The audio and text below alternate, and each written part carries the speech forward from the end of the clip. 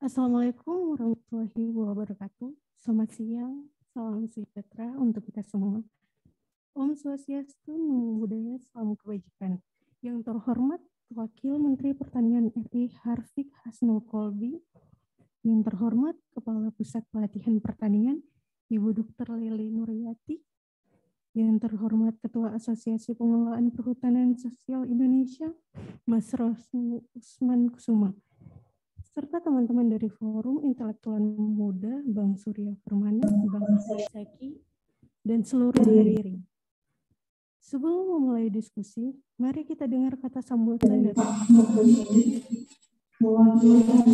Pengelolaan Perhutanan Sosial Indonesia dan Forum Intelektual Muda. Dipersilakan, Bang. Suaranya kurang jelas.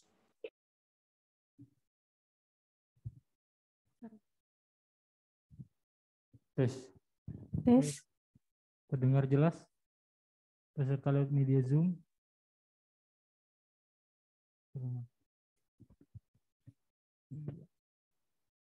Terima kasih kepada Mbak Reida Kusorong selaku MC dan host hari ini. Dan ucapan terima kasih kepada Pak Wamen, Pak Harfiq Hasnul Kolbi yang sudah bersedia menerima kawan-kawan dari APDSI dan tim untuk bisa melaksanakan kegiatan diskusi. Kemudian terima kasih kepada Dr. Ledi dari Kampus Selatan Kementan. Kemudian juga kepada Ketua Umum APDSI Pak Roni beserta tim yang sudah datang di hari ini. Sebetulnya hari ini ada dua narasumber yang juga terlibat, tetapi ternyata belum bisa karena kesibukan. Pertama ada RDP dan anggota dewan, kemudian satunya karena ada kunjungan keluar daerah. Nah, tapi tanpa mengurangi makna dari kehadiran dua narasumber, kami sangat berterima kasih kepada Bapak Wamentan yang sudah bersedia berinteraksi dengan kawan-kawan petani yang ada di hari ini. Saya mewakili dari APDSI selaku yang meminta untuk bisa terselenggara kegiatan ini dan juga berkolaborasi dengan kawan tim untuk bisa terlibat di kegiatan hari ini untuk bisa sama-sama mendengar apa konteks problematika pertanian hari ini. Kemudian untuk proses hari ini juga berterima kasih kepada Bung Hairul Kadri yang sudah bersedia juga untuk jadi memoderasi kegiatan di hari ini. Tapi secara prinsip harapannya pembicaraan hari ini bisa menjadi titik temu atau berbagi informasi bahkan komunikasi agar terjadi kesepahaman bersama seperti apa yang disampaikan dalam tor kegiatan di hari ini kepada rekan yang di online maupun kepada pihak Kementan serta kawan narasumber yang lain. Tanpa berpanjang lebar, sekali lagi kami mengucapkan terima kasih. Semoga diskusi hari ini bisa menjadi penambah pengetahuan, kemudian membaca informasi setelah situasi yang ada hari ini dan tantangan ke depan yang bisa kita bisa atasi bersama sesuai dengan tingkatan dan levelnya masing-masing. Itu Pak Wamen dan Ibu Leli serta Pak Roni dan moderator serta MC. Terima kasih banyak. Saya ucapkan Assalamualaikum warahmatullahi wabarakatuh. Selamat siang. Terima kasih Pak Ahmad Rojani. Selanjutnya kita ke acara intinya, yaitu diskusi yang dipimpin oleh Mas Khairi Fuadi selaku moderator.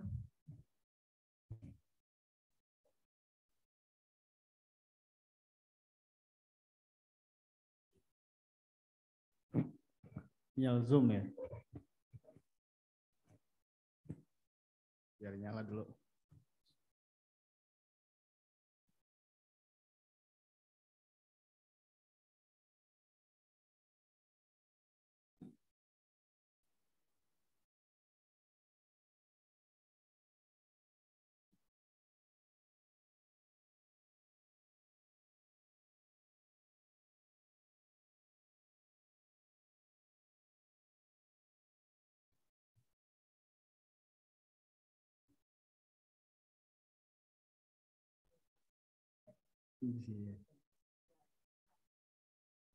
Bisa juga groginya karena Bu Leli.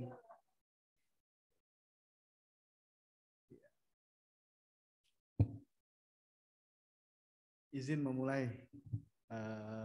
Jadi kita di siang menuju sore hari ini, saya ucapkan Assalamualaikum warahmatullahi wabarakatuh. Alhamdulillah wassalatu wassalamu ala Rasulillah wa ala alihi wa sahbihi wa man wala. Puji syukur kita bisa kumpul sama-sama meskipun dalam keterbatasan pandemi yang hari ini kita sedang hadapi sama-sama, maka diskusi pada hari ini kita gelar secara hybrid. Jadi ini Pak Wamen campuran ya, Bu Kapus juga. Nah, yang pertama kami mengucapkan terima kasih nih kepada teman-teman dari BPSDM sudah berkenan memfasilitasi diskusi kita pada hari ini, terutama yang hadir bersama kita Kepala Pusat Pelatihan Pertanian, Ibu Dr. Lely Nuryati. Terima kasih sudah difasilitasi. Nah, kegiatan ini Pak Wamen sejatinya adalah ikhtiar dan niat baik kita untuk mempertemukan government kita, ya, kita pemerintah sebagai government dengan teman-teman civil society. Jadi selama ini kemarin Mas Ucok tadi yang sambutan tadi itu cerita lah di ruangan teman-teman NGO itu selama ini lebih banyak nongkrong di KLHK, Kementerian Lingkungan Hidup dan Kementerian Kehutanan. Nah, pengenlah juga kita kira-kira membangun sinergi dan kerja bersama dengan Kementerian Pertanian. Jadi kan teman-teman NGO ini selama ini kan disupport oleh donor. Nah, artinya secara kegiatan dan operasional mereka insya Allah bisa jalan. Akan tetapi supaya ada sinergitas dengan pemerintah setempat. Nah, ini teman-teman sedang mencoba membangun hubungan baik lah dengan pemerintah. Dan beruntung pertemuan kita pada hari ini dihadiri oleh partisipan secara online dan juga secara offline di ruangan Catur Gatra ini. Barangkali ini Pak Wamen kali pertama ini main ke gedung D lantai 6 ini, dan mudah-mudahan nampaknya beliau happy. Nampaknya beliau happy pakai masker merah. Harus happy. Harus happy gitu ya. Ya. Bu Dr. Lely juga insya Allah happy ya pada hari ini. Nah, FGD kita, Focus Group Discussion kita pada hari ini ingin membahas secara global tentang problematika pertanian di Indonesia. Biar nih yang hadir semua di sini dan di pemirsa di online bisa menyimak apa sebetulnya. Kalau kita mau peras sebetulnya persoalan pertanian itu barangkali garis besarnya kan 3 ya. Pertama soal lahan, yang kedua akses modal, yang ketiga ya sumber daya manusia. Nah, 3 itu adalah kira-kira garis besar problematika pertanian yang ada di Indonesia saat ini. Nah, tentu kementerian sudah berbuat banyak ya. Saya hampir setiap hari di WhatsApp, di Facebook, kemudian di Instagram itu bertebaran, hilang lagi sinyal. Ini masalah mutakhir juga nih. Ya, tapi bisa dilanjutkan, kayaknya cuma di sininya yang hilang ya. Di ininya tetap jalan. Jadi mouse-nya kayaknya harus digerakkan supaya tetap ada di sini. Nah, setiap hari Pak Wamen, harus sering disentuh mouse-nya ya teman-teman operator. Iya, jangan sampai kurang sentuhan. Jadi di WA saya itu hampir setiap hari yang ada itu kegiatan pelatihan pertanian. Nah, baik itu untuk penyuluh, baik itu petani, lalu petani muda, ya, petani milenial, ada juga penyuluh swadaya, ya, dan lain sebagainya. Nah, Artinya kegiatan-kegiatan ini mudah-mudahan suatu saat bisa juga disentuh, diakses, dan teman-teman NGO, teman-teman civil society bisa mengikuti apa yang sebetulnya sudah dilakukan Kementerian Pertanian selama ini. Nah, hari ini sudah hadir di antara kita ya, Ibu Kepala Pusat Pelatihan Pertanian, Ibu Lely Nuryati. Sebetulnya bukan selamat datang karena beliau tuan rumahnya, ya kan? beliau, iya, beliau yang ya karena diundang juga maka kami ucapkan selamat datang.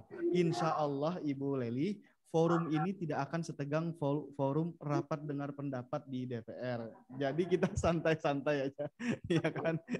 Karena Ibu lagi nggak bertugas di RDP. Maka barangkali kita ingin dengar dulu lah apa yang selama ini diprogramkan dan dilakukan oleh BPSDM dalam konteks memaksimalkan sosialisasi, literasi, dan pendidikan serta pelatihan pertanian. Kami serahkan kepada Ibu Dokter. Terima kasih.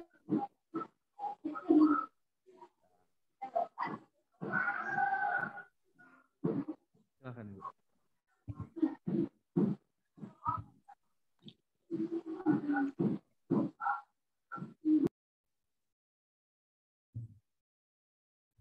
Baik, terima kasih. Yang kami hormati Bapak Wakil Menteri Pertanian Republik Indonesia, Bapak Harvey Hasnul Kolbi, dan Ketua AP2SI dan PIM. Kemudian di sini hadir juga ya Ketua Umum Himpunan Pengusaha Muda Indonesia, mungkin secara online. Juga ada anggota Komisi 4 DPR, kemudian juga teman-teman dari AP2SI, Pak Ketua dan juga tim pengurus dan sebagainya yang mungkin saya belum berkenalan seluruhnya dan tidak bisa saya sebutkan satu-satu. Dan juga Bapak Ibu sekalian hadirin yang hadir secara virtual maupun secara offline di Badan PPSDMP ini. Kami ucapkan terima kasih Pak perkenannya singgah di tempat kami, dan kami sudah menunggu lama sebenarnya kehadiran Pak Wamen. Alhamdulillah ada acara ini, dan biasanya saya yang diminta keterangan Pak Wamen.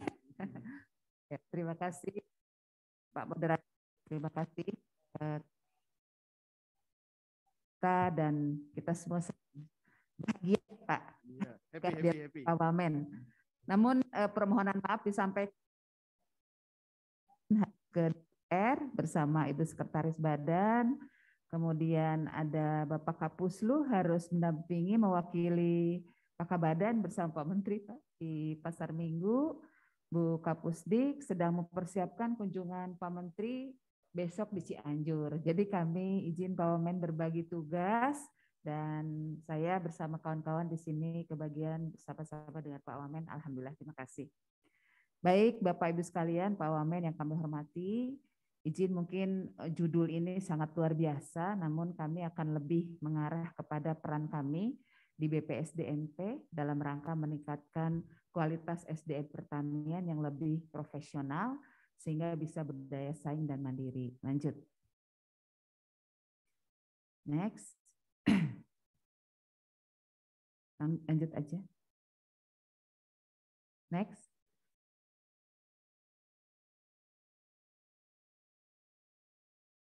Lanjut. Nah.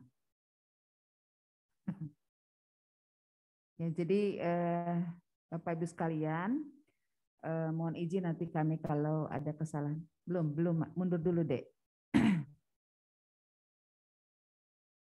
Ya, ini dulu ya. Jadi kalau kita melihat Bapak Ibu sekalian pelaku perhutanan nasional ya, ini ada Lembaga Pengelola Hutan Desa ya istilahnya mungkin kalau kami tidak salah, atau LPHD, lembaga adat. Kemudian ada kelompok tani, gabungan kelompok tani atau gapoktan dan koperasi, kemudian masyarakat hukum adat dan lembaga masyarakat desa hutan.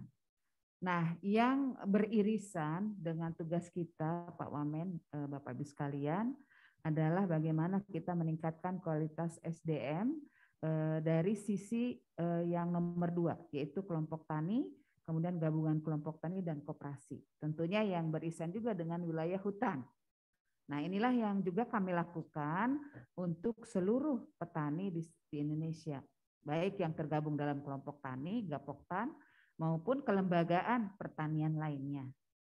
Nah, program yang kita laksanakan di Badan Penyuluhan dan Pengembangan SDM Pertanian ada 3, yaitu program aksinya yaitu Komando Strategis Pembangunan Pertanian Kostratani. Yang ini sekarang kita dorong terus bagaimana optimalisasi dari peran Balai Penyuluhan Pertanian. Nah, di beberapa wilayah Pak Wamen, Balai Penyuluhan Pertanian ini dulunya termasuk di dalamnya pertanian dalam arti luas. Jadi di situ pertanian termasuk ada perikanan dan juga kehutanan. Makanya ada yang masih namanya BP 3K ya kalau tidak salah. Ya, karena itu sempat Pak waktu ada perubahan-perubahan, sekarang kembali lagi menjadi Balai Penyuluhan Pertanian. Tapi di beberapa daerah masih sama. Artinya disinilah kita bersinergi dengan kelompok tani tadi perhutanan sosial, Pak. Jadi di situ kan isinya petani juga. Malah petani-petani yang tidak punya lahan, kan nggak boleh katanya sekarang nyebut buruh tani apa ya, pekerja pertanian saja. Itu kadang-kadang juga memanfaatkan lahan-lahan perhutanan sosial. Oleh karena itu tetap nanti kami melakukan pembinaan dan pengawalan oleh para penyuluh itu melalui pendekatan kelompok tani dan Gapoktan. Nah, disinilah di Kostratani bersinergi penyuluh dari kehutanan ya dengan penyuluh pertanian. Bahkan di situ jika ada yang terkait dengan perikanan tentunya penyuluh-penyuluh dari perikanan sama-sama. Dan ini yang sekarang juga ada wacana katanya Pak Wamen penyuluhan akan dijadikan satu juga agar bersinergi. Nah, ini masih masih debatable pada tingkat tinggi. Nah, karena itu bagi kami tidak masalah ya Pak Wamen. Yang penting tujuannya adalah bagaimana kita meningkatkan peran kita menyediakan pangan bagi negeri, kata Pak Menteri begitu. Nah, yang kedua, Bapak Ibu sekalian, tugas kami di BPSDMP yaitu melaksanakan program aksi penyuluhan pendidikan vokasi dan pelatihan untuk mendukung pertumbuhan usaha petani milenial. Nah, ini tadi yang disampaikan oleh Pak Wamen. Di semua dirjen ada program yang terkait dengan petani milenial. Nah, di kita di BPSDMP lebih bagaimana peningkatan kualitas SDM-nya dari 3 hal, yaitu pengetahuan, kemudian keterampilan atau keahlian, serta sikap di dalam melaksanakan kegiatan usaha tani. Nah, ini yang sekarang terus Pak Menteri mengarahkan kami di pusat pelatihan itu melaksanakan banyak pelatihan bagi petani penyuluh. Baru saja kita selesai melaksanakan pelatihan 1 juta petani yang dibuka oleh Pak Presiden waktu itu, ya sekaligus mengukuhkan petani milenial, Pak. Duta petani milenial dan duta petani andalan di seluruh Indonesia. Nah ini Pak tadi yang kami sampaikan di setiap provinsi itu sudah ada duta-dutanya. Nanti mereka melakukan kaderisasi mengajak pemuda-pemuda untuk bergabung menjadi petani milenial. Nah sekarang pendaftarannya terus kita lakukan melalui secara online yaitu database milenial. Dan kita lanjutkan setelah pengukuhan tersebut sekarang yang kemarin dibuka oleh Pak Menteri adalah pelatihan kewirausahaan bagi petani milenial. Nah ini kita laksanakan serentak Pak di seluruh Indonesia melalui UPT-UPT pelatihan yang ada di bawah koordinasi kami ada 10 UPT yaitu di Jawa Barat itu ada di Ciawi, PPNKP Ciawi sama di Cinagara. Mereka UPT ini memiliki kekhususan. Kalau di Ciawi itu lebih ke arah manajemen, Pak. Kalau yang di Cinagara lebih kepada veteriner ataupun peternakan dan kesehatan hewan.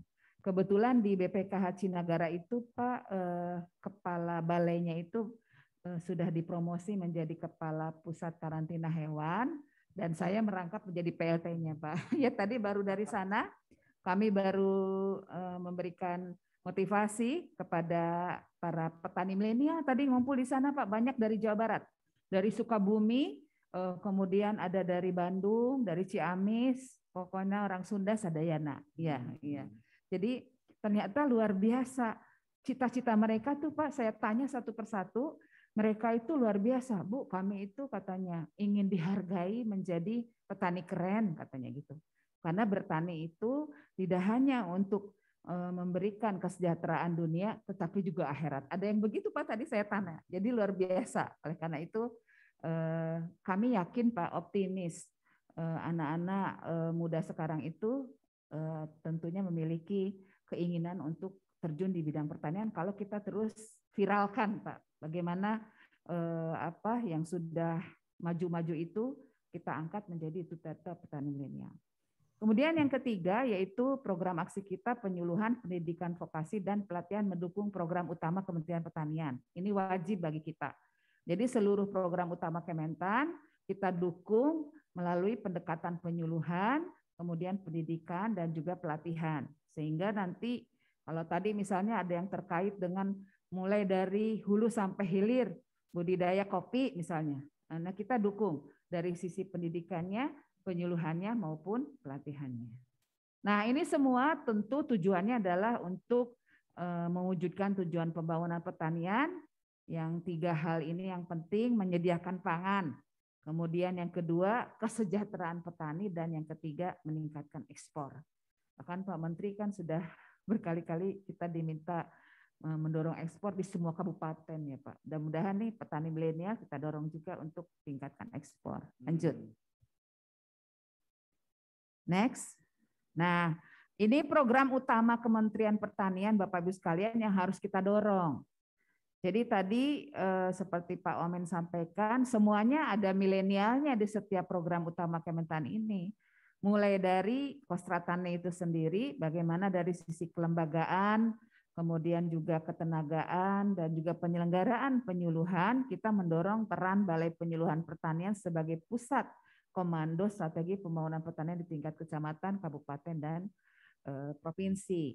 Kemudian pengembangan komando strategi pembangunan pertanian di tingkat kabupaten itu ada juga mendorong KUR, ya. Bagaimana sekarang kredit usaha rakyat dengan bunga di bawah 6% ya kalau tidak salah, itu bisa secara mudah diakses oleh para petani, khususnya sekarang petani milenial kita arahkan untuk mengakses KUR. Jadi materi-materi yang kita sampaikan dalam perhatian Pak Wamen termasuk mengenai bagaimana mengakses KUR dan juga bagaimana mereka mengusulkan proposal agar dapat KUR dari perbankan yang menyediakan KUR pertanian.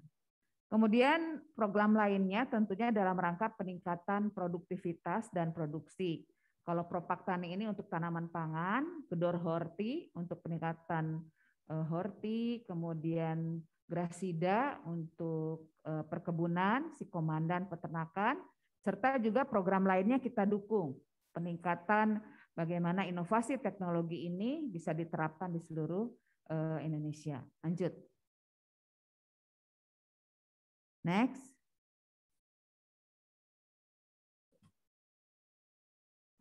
Nah ini Bapak Ibu sekalian, nah disinilah mungkin nanti kami harapkan dari perhutanan sosial ya, para petani, dan juga mungkin penyuluh-penyuluh yang ada di bawah komando Kementerian LHK bergabung bersama kita dalam satu rumah yang sama, yaitu di BPP, Balai Penyuluhan Pertanian yang sekarang kita sebut sebagai Kostratani, di mana Kostratani ini merupakan pusat kegiatan pembangunan pertanian di kecamatan yang merupakan optimalisasi dari tugas, fungsi, dan peran Balai Penyuluhan Pertanian. Tentunya dengan memanfaatkan IT.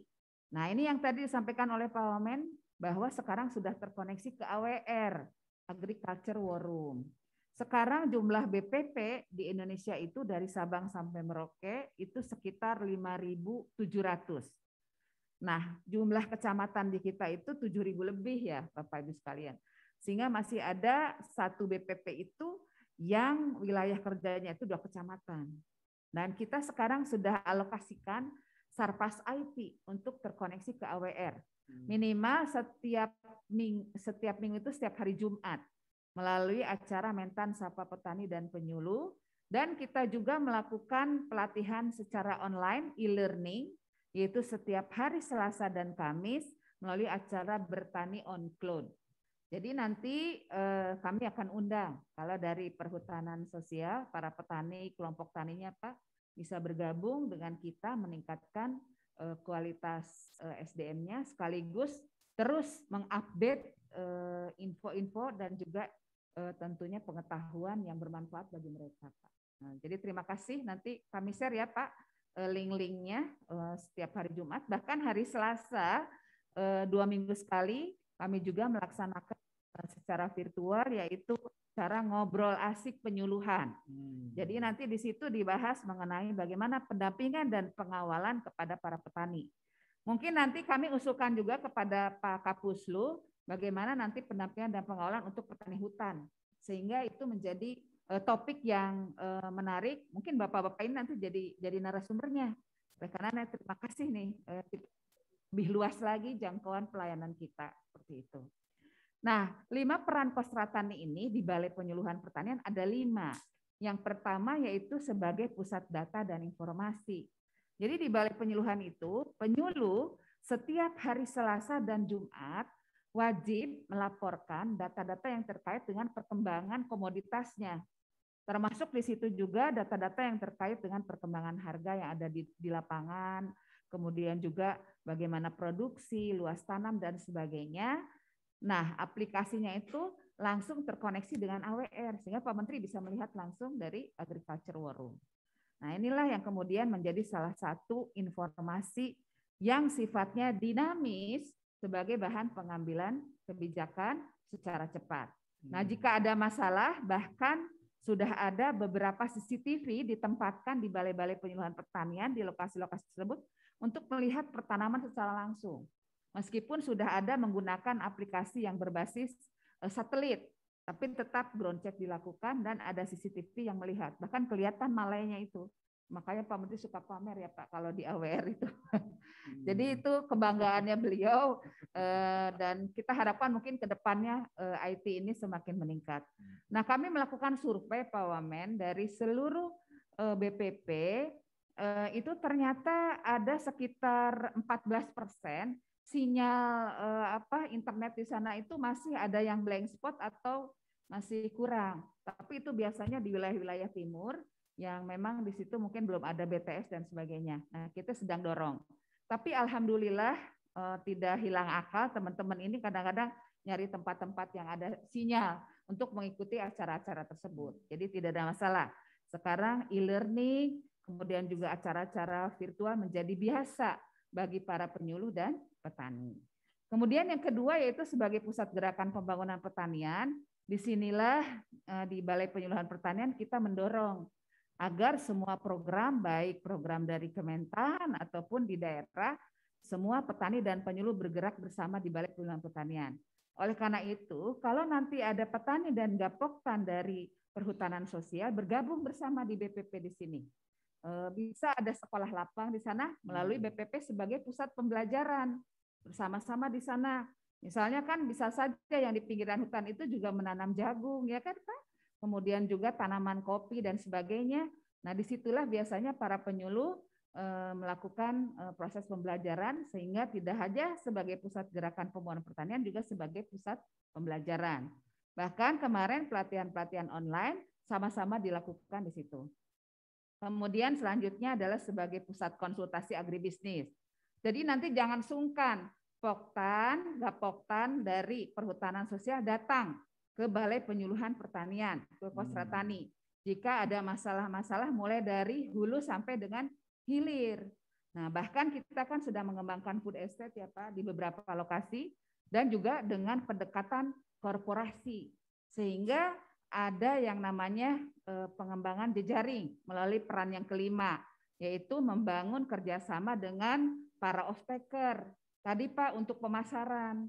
Sehingga misalnya kalau menanam kita sudah tahu yang akan menyerap produk kita itu siapa. Bahkan ada juga yang membantu mulai dari hulu. Dari mulai inputnya disiapkan, kemudian nanti petani tinggal menanam di bawah supervisi mereka, produknya mereka yang menyerap juga, bahkan diolah kemudian diekspor. Nah ini yang terus kita arahkan.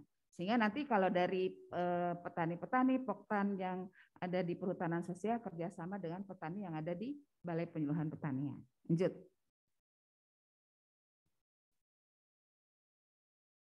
Nah, ini Bapak Ibu sekalian yang kita lakukan juga di BPSDMP yaitu peningkatan kompetensi SDM pertanian.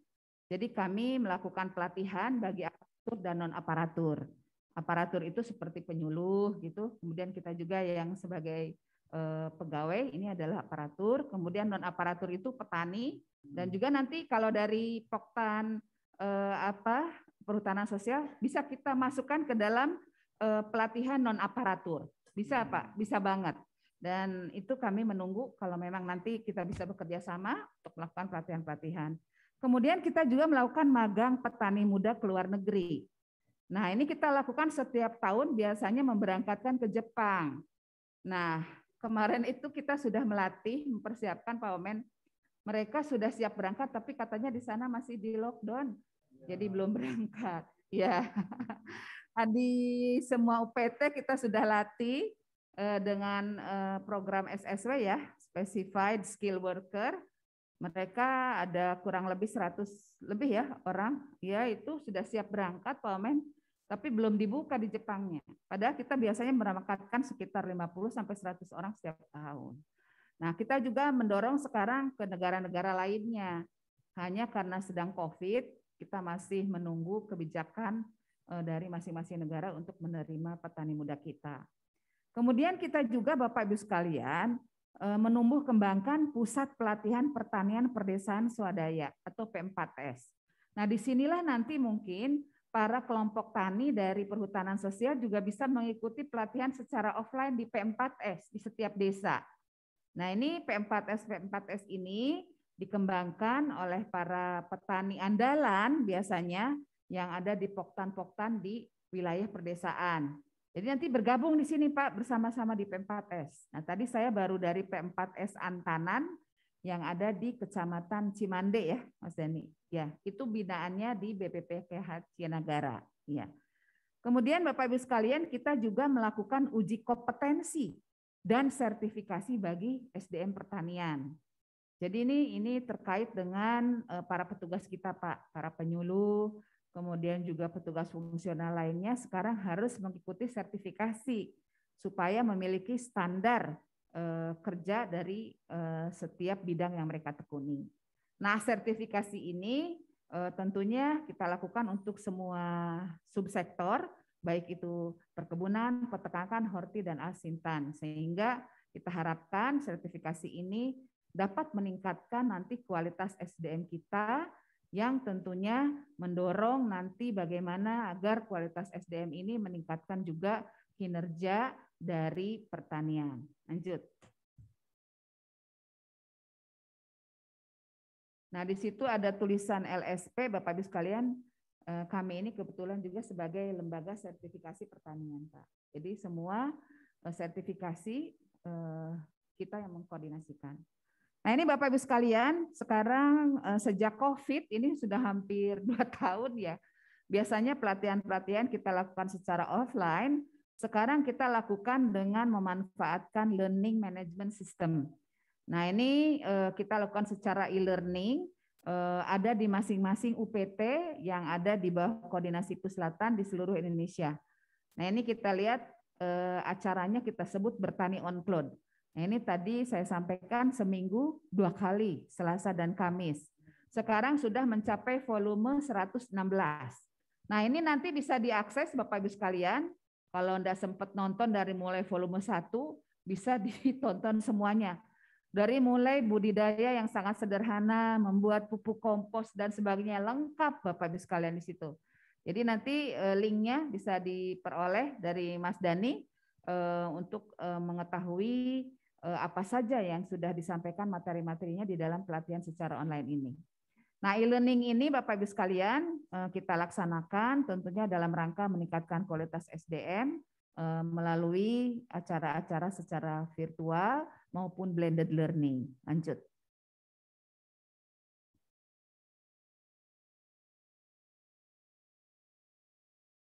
Nah, ini sekilas saja mengenai proses bisnis dari e-learning yang kita lakukan.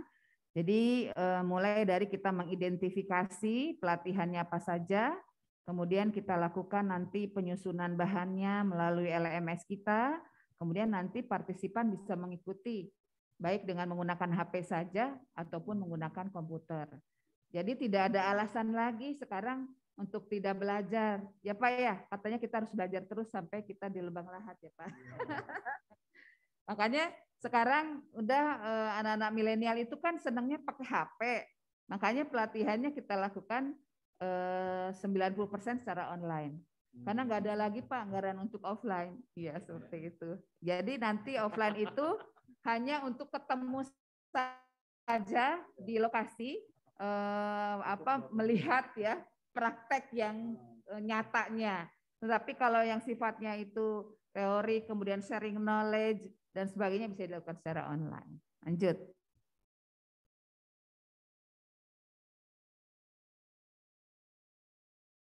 Ya. Kemudian ini yang terkait dengan program petani milenial. Jadi tadi ya di samping mulai pendidikan vokasi, kita kan memiliki 9 Polbangtan Pak di seluruh Indonesia.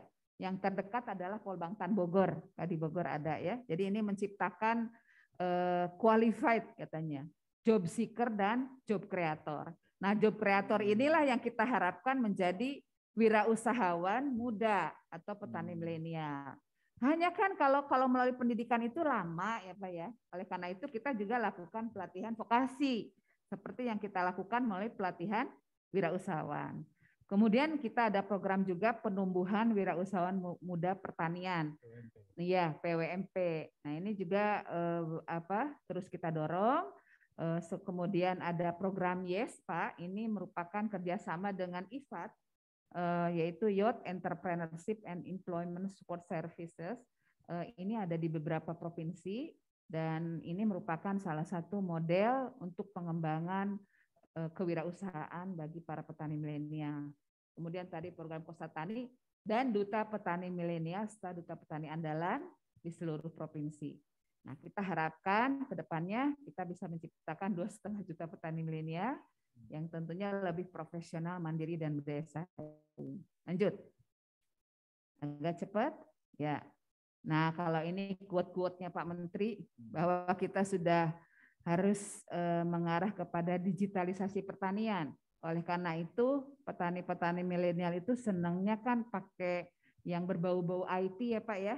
Nah, jadi ini kita pakai drone, kemudian pakai alat-alat yang otonomus itu biasanya para petani milenial senang. Jadi kita arahkan ke sana. Sehingga di balai-balai pelatihan ataupun di Polbangtan itu sudah diarahkan kepada smart farming. Lanjut.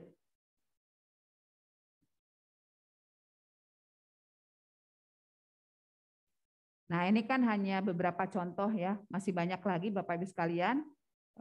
Tadi yang saya sampaikan, Agriculture War Room itu Pak Menteri sedang memperlihatkan kepada kita semua bagaimana terkoneksinya penyuluh di lapangan dengan mengirimkan data ke AWR. Kemudian juga dengan berbasis IoT, kemudian robot construction dan artificial intelligence, teman-teman kita di Badan Litbang sudah bisa menciptakan otomatik traktor. Nah, ini yang menarik. Sehingga nih harapannya petani milenial itu mau terus terjun di bidang pertanian. Kemudian smart greenhouse, ini juga sudah banyak Bapak Ibu sekalian, terutama di lereng-lereng ya, itu yang ketinggiannya mungkin cocok untuk horti. Kemudian juga ada automatic transplanter, bahkan ada combine harvester juga. Serta itu pemanfaatan drone. Drone itu sudah menjadi biasa, bahkan banyak yang sudah dikembangkan oleh anak-anak muda kita, yang tentunya ini juga melakukan upaya untuk efisiensi ya Pak di dalam usaha tani. Lanjut.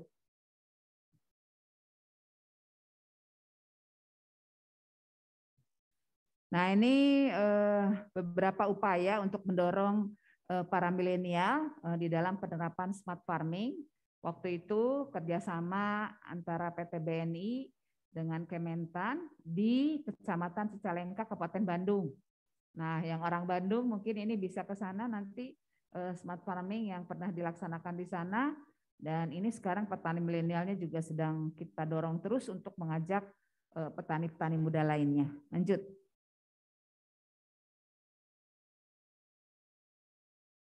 Kemudian ini dari Kementerian Pertanian juga membantu memfasilitasi MOU para petani milenial dengan eksportir. Dan kita harapkan nanti kalau memang dari petani-petani kehutanan sosial bergabung yang muda-mudanya dengan para petani milenial ini. Membangun networking sesama pemuda petani milenial untuk mendorong ekspor juga. Lanjut.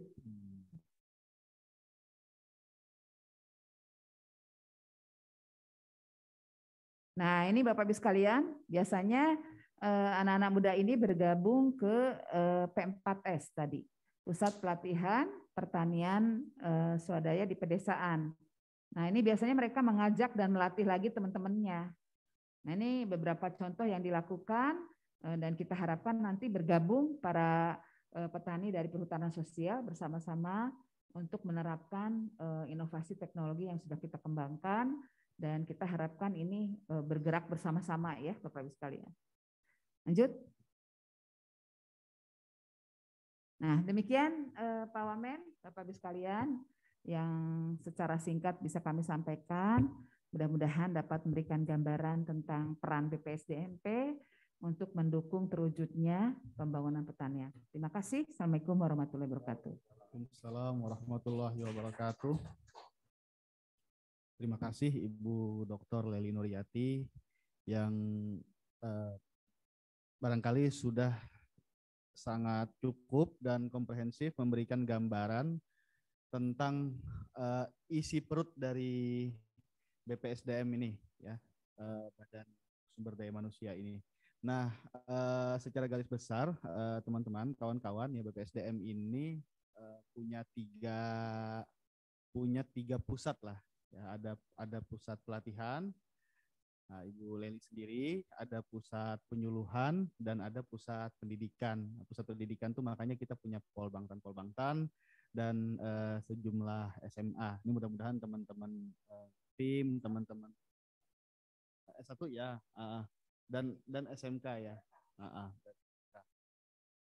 Jadi kalau teman-teman mau main, mau berkunjung ya ke pusat pendidikan kita, silahkan. Nah, tadi sudah dijelaskan ya sejumlah kegiatan yang dilaksanakan oleh BPSDM. Ada penyuluhan, pelatihan, bahkan ada magang Jepang, Bu ya. Ini Eda kalau mau magang lapor Bu Lely. Eda ini sukanya makan Jepang, Bu. Kalau perlu makan di sana ya, ramen, takoyaki. Ya, tapi aslinya Manado, Bu. Nah, iya. Terima kasih Bu Dr. Lely sudah menjelaskan, mengurai kepada kita apa yang kira-kira sudah dilakukan oleh Kementerian Pertanian. Ini Pak Wamen, alhamdulillah hadir juga nih di antara kita kawan-kawan HKTI ya. Ada Kak Rina Fitri, Pak Wamen sudah jumpa sekali ya. Kak Rina, di sampingnya ada Kak Rice. Nah ini petani melon di Semarang. Ya kemarin katanya bisa ekspor, nggak bisa saya bilang, ya kan, harus untung, ya kan, untung nggak kata Pak Wamen, kata Kak Richard lumayan katanya, ya mudah-mudahan ini bisa ekspor lah ya usahanya. Karina juga petani ini ya, petani kota Pak Wamen, ya urban farming ya. Kalau ibu-ibu ada istilahnya pertanian rumah tangga, Bu ya. Nah, pertanian rumah tangga. Ada kawan-kawan dari PMII juga nih, ada Sekjen PMII nih, Mas Rapsan. Jadi ini mudah-mudahan ini ikhtiar baik Pak Wamen supaya gerakan mahasiswa juga mulai melirik pertanian, ya. PMII, HMI, GMNI, PMKRI dan lain sebagainya. Jadi mulailah bertani melon, bertani cabai, bertani jagung. Selama ini mereka bertani isu, Pak Men. Isu terus. Nah, ini mulai nih bertani yang real. Ya.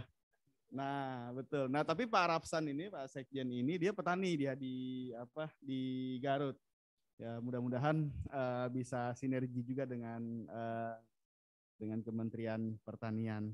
Nah, sebelum kita masuk ke Mas Roni dari AP2SI, kita ingin dengar dulu sedikit amanat lah dan arahan dari abang kita, Pak Wakil Menteri Pertanian, Bang Harfiq Hasnul Qalbi, karena beliau kira-kira sejak sekitar 8 bulan lalu ini sudah mutar seluruh Indonesia, ya, menyapa petani satu persatu.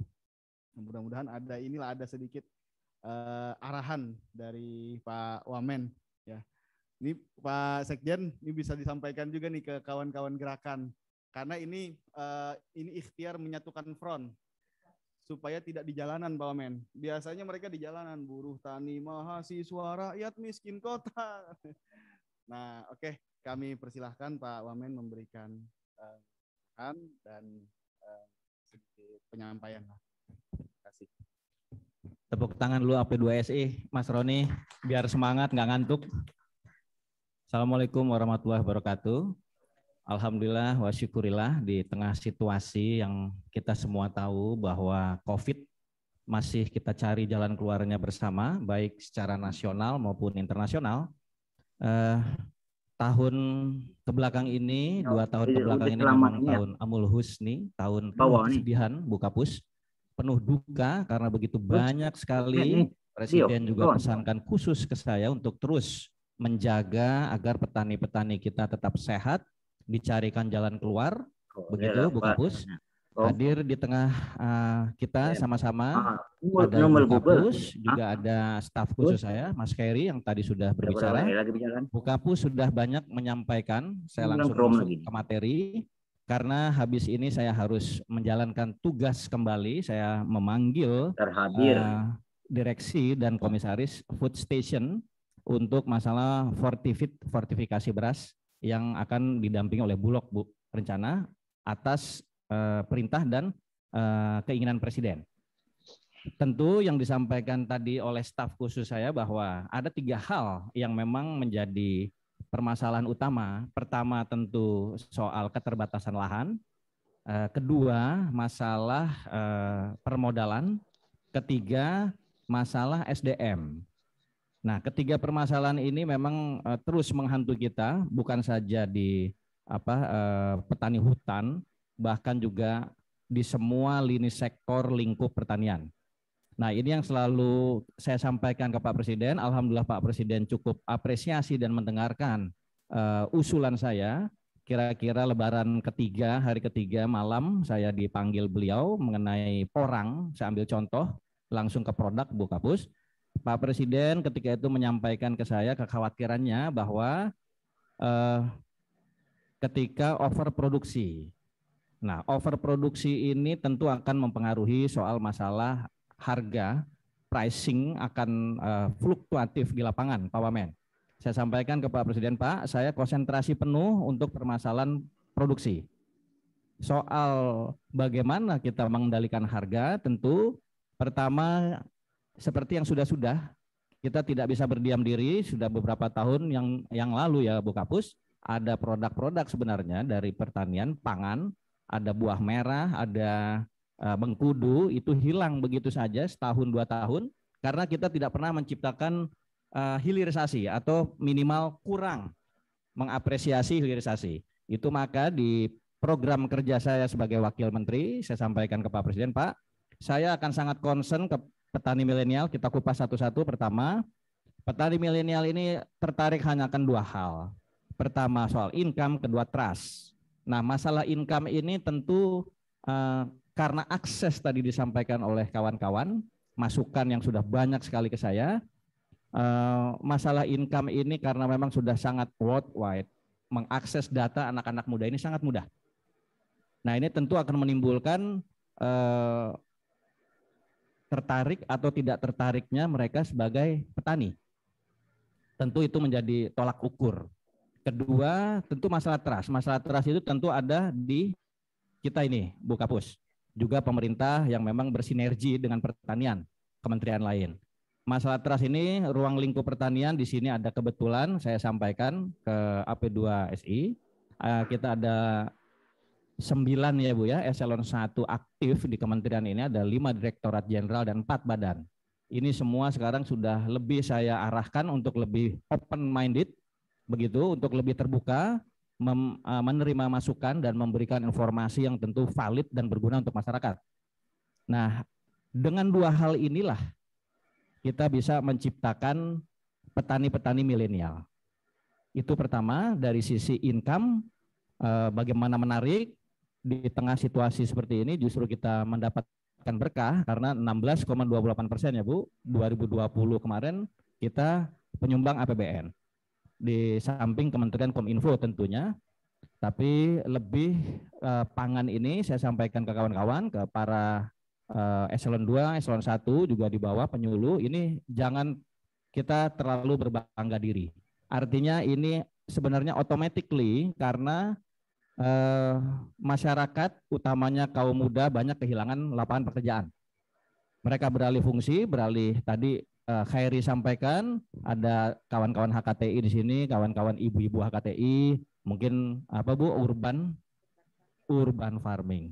Nah, ini mungkin salah satu efek juga sehingga akhirnya yang tadinya mungkin lebih senang kita di mall, tapi sekarang mungkin sudah mulai berbecek-becek.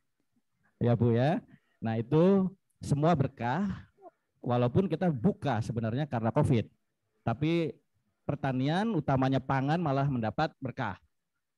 Itu dari sisi masalah pemasukan terhadap negara. Pertumbuhan kita juga luar biasa, 2% lebih ya Bu.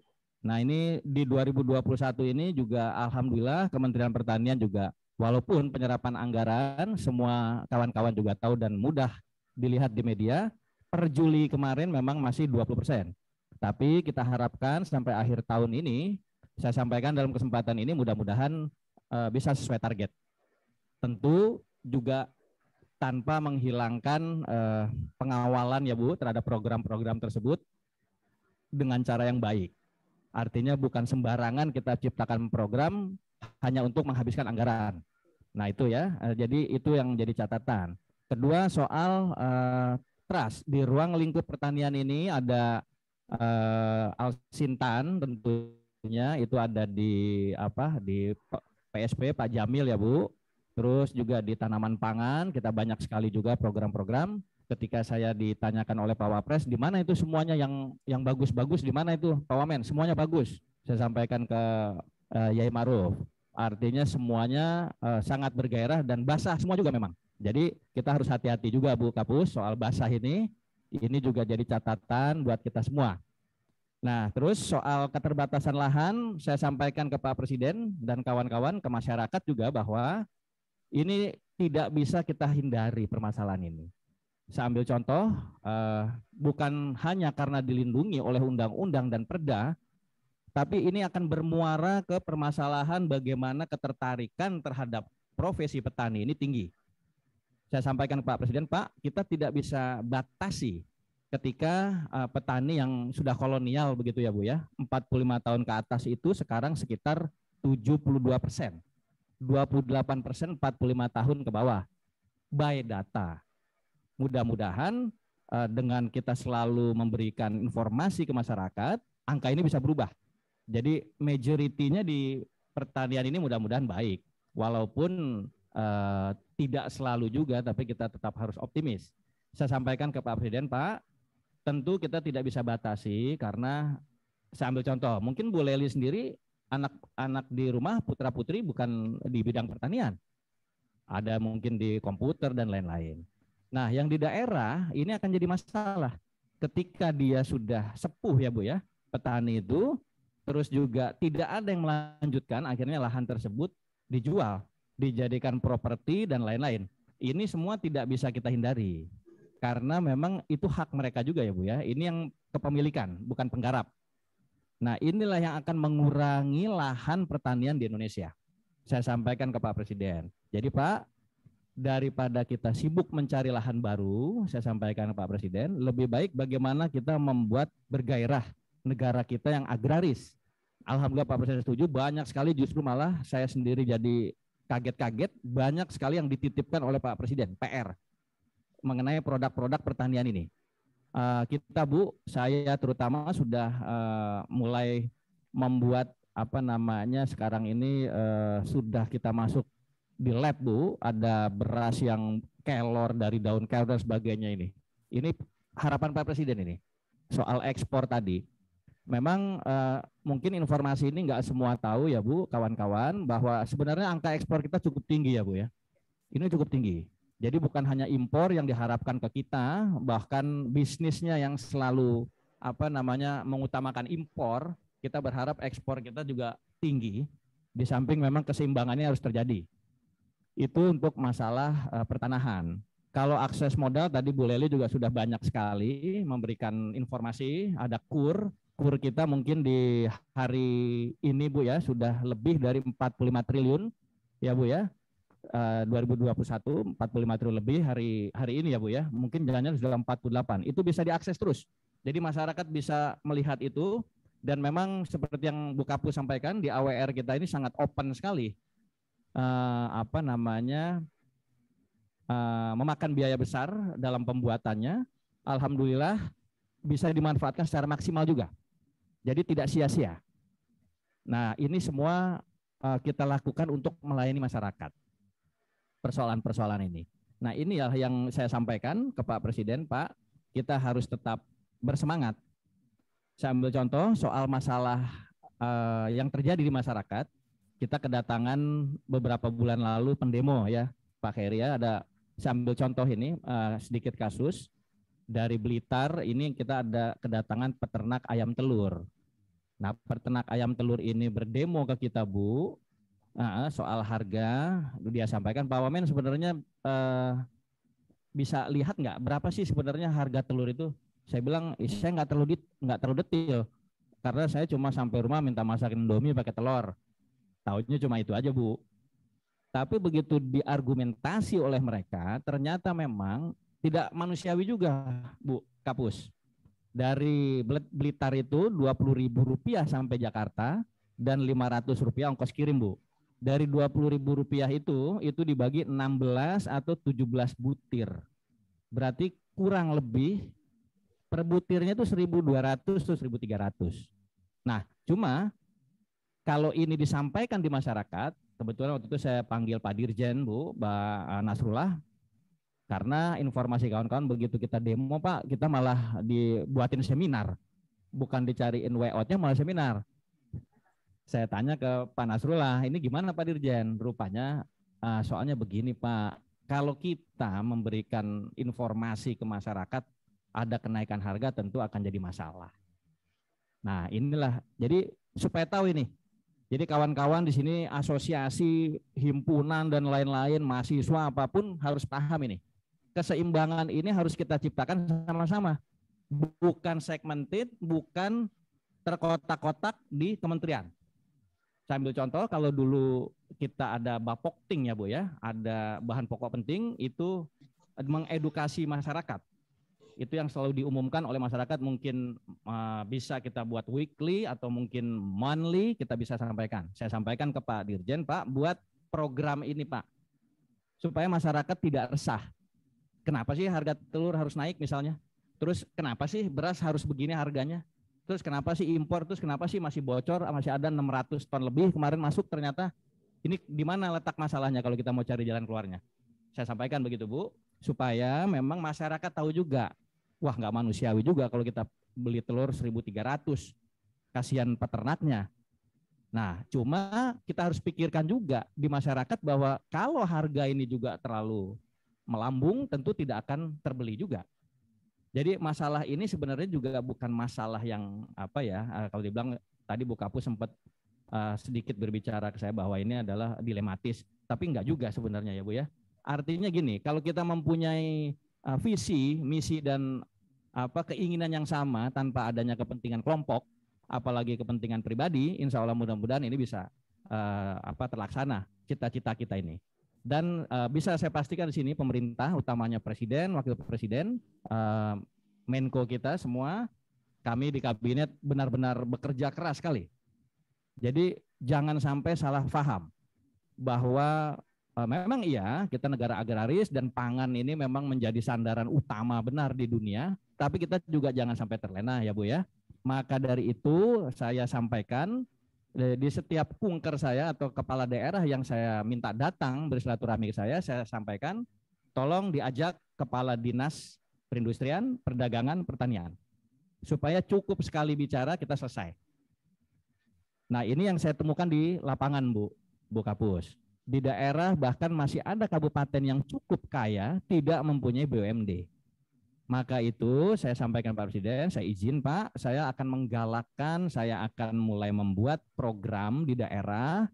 Saya sampaikan kita buat Pak, one company for one local government. Artinya kita berdayakan itu karena kalau berlindung di nasional Bu, secara kepresidenan di tangan beliau ini akan panjang. Jadi saya berharap kawan-kawan kepala daerah ini bisa mengakselerasi ini Bu. Nah dengan adanya perusahaan-perusahaan yang katakan produktif di daerah masing-masing, kabupaten, kota, provinsi, kita berharap hilang semua ini PPM ini, penyakit pada masyarakat ini ya, karena di situ dari mulai proses tanam terus Bu sampai panennya, terus pengolahannya sampai produk meja ini bisa terlaksana, terintegrasi. Ini bisa menghilangkan semua pengangguran bisa turun, terus juga income daerah tersebut juga bisa naik. Alhamdulillah Presiden setuju. Saya sampaikan Pak, mudah-mudahan kita lihat hasilnya beberapa bulan ke depan. Ini yang udah mulai jadi proyek percontohan Bu, ada di Trenggalek 1, terus udah mulai membuat perusahaan Prusda ini, terus juga ada di Sambas di Kalimantan Barat, udah ada beberapa, yang lain mungkin sekitar 10 sampai 15 Bu yang sudah saya pacu, saya berikan contoh pendirian Prusda. Seperti apa? Karena DKI sendiri saja Pak Anies Prusdanya banyak sekali. Kan luar biasa itu. Nah, kalau soal nanti ada permasalahan yang lain yang timbul, itu sambil kita kawal. Seperti yang selalu Pak Presiden lakukan. Pak Presiden selalu memberikan masukan bahwa kalau tunggu rampung 100% nggak akan jalan. Artinya learning by doing. Itu yang Pak Presiden harapkan. Jadi alhamdulillah mudah-mudahan selalu kesempatan seperti ini memang harus selalu kita ciptakan supaya memang masyarakat mengerti Bu informasinya dan inovasinya ini tepat sasaran. Apa aja produk-produknya. Karena banyak sekali. Akhirnya kembali ke yang demo tadi soal telur itu Bu. Akhirnya ada jalan keluar, saya coba panggil kemarin kebetulan Avalis ya Bu, kan mereka nih harus care ini. Kemarin Java Confit, Carun Pokpan, saya panggil ownernya, terutama sekali kemarin Java, saya sampaikan sekarang sudah pengurusnya sudah generasi kedua ini. Saya bilang bahwa harus care karena program kemitraan ini memang penting. Harus ada Bapak asuh dari mulai belajar jalan, ya merangkak begitu sampai dia lari. Tapi setelah lari harus jangan dicekik lagi. Jadi biar dia bisa bantu adik-adiknya. Itu saya sampaikan. Teknisnya supaya ini tidak jadi wacana, saya sampaikan pertama bantu pada soal pendirian kandang. Karena setelah kita hitung-hitung ternyata hanya 7% Bu. Mereka kebagian profit. Nah ini sampai kapanpun apalagi kalau dia sampai ada pinjaman bank ini akan sulit. Jadi saya sampaikan tolong dibantu CSR-nya untuk bisa membangun kandang tersebut minimal 50%. Jadi cepat mereka lepas landas. Nah ini mudah-mudahan semua bisa membawa berkah untuk mereka semua. Jadi sekali lagi dalam kesempatan yang baik ini saya sampaikan utamanya soal pertanian hutan ini banyak sekali ya Bu ya. Ini banyak sekali. Apalagi sekarang ya intinya cuma satu ya, bagaimana kita berkomunikasi dengan cara yang baik dan benar supaya tidak simpang siur data dan sebagainya. Artinya masyarakat benar-benar mendapat informasi yang pasti dan tepat. Mudah-mudahan ini bisa terlaksana dengan baik. Mungkin sedikit itu dari saya, mudah-mudahan silahkan kalau ada lebih detailnya nanti lain waktu atau di kesempatan lain bisa kita diskusi lagi ya Bu Kapus ya. Insya Allah mudah-mudahan. Wallahul muwaffiq ila aqwamit thoriq. Assalamualaikum warahmatullahi wabarakatuh. Waalaikumsalam warahmatullahi wabarakatuh. Terima kasih Pak Wamen atas arahannya. Mudah-mudahan ini bisa menjadi inspirasi bagi teman-teman NGO, civil society, dan semua yang menyimak diskusi pada hari ini, baik secara offline maupun secara daring. Dan berikutnya kita ingin mendengar dari teman-teman penyelenggara kegiatan ini, Mas Roni dari AP2SI, kira-kira apa harapan, kemudian ekspektasi lah dari teman-teman civil society kepada Kementerian Pertanian terkait apa yang ditemukan selama ini di lapangan. Demikian kami persilahkan Mas.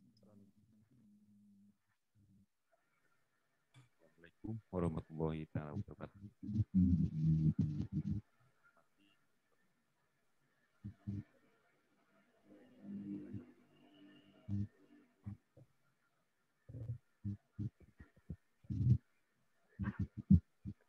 Juga rekan-rekan hadir dari AP2SI, sekali lagi saya berterima kasih yang telah memfasilitasi kami bahwa AP2SI ini betul-betul lahir memang dari banyaknya permasalahan.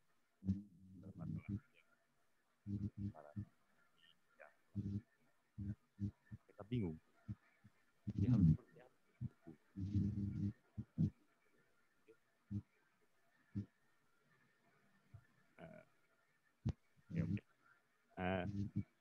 Kalau menyimak tadi dari Ibu Kapus dan Pak Wamen, saya kira kami tidak ada masalah lagi. Punya. Karena jawaban-jawaban yang tadi disampaikan, tadi pertama disampaikan. Kira, kalau berkaca dari berbagai kebijakan yang ada di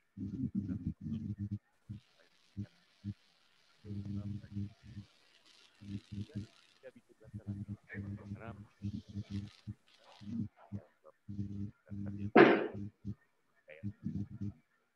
Kami, nah, setelah para pegiat PS ini menyampaikan, nah, kalau di itu disebutnya apa?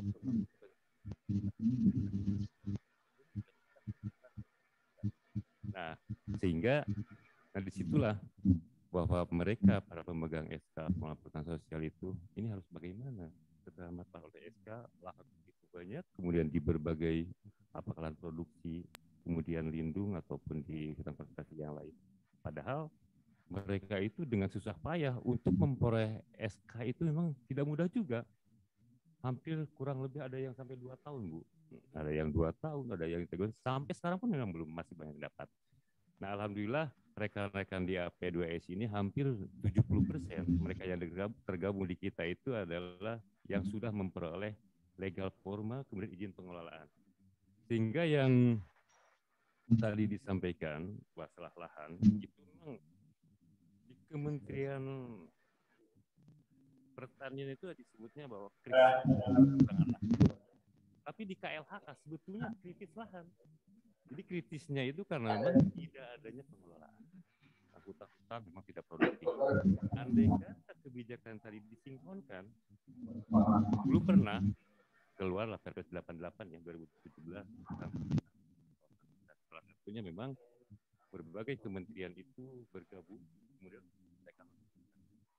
Nah, salah satunya. Nah, tapi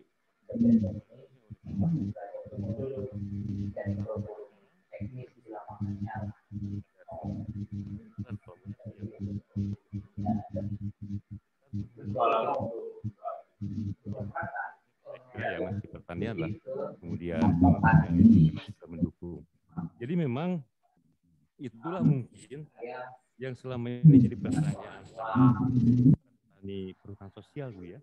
Karena bisa dapat sumber pemberi legal.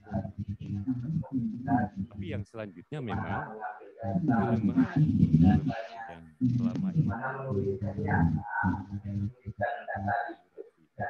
karena saya berpikir yang disampaikan Ibu tadi memang lahan itu udah puluhan tahun sebetulnya Pak Wamen memang kurang produktif.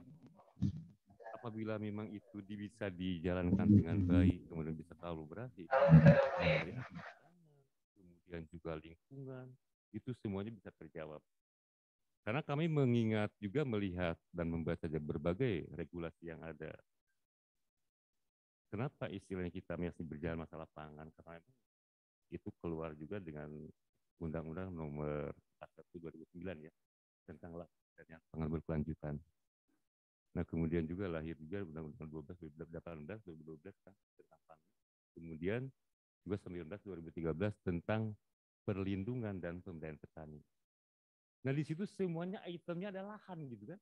Bahwa petani-petani yang memang mau usaha tani atau petani yang lagi memang sebagai usaha tani minimal mempunyai lahan 2 hektar gitu kan.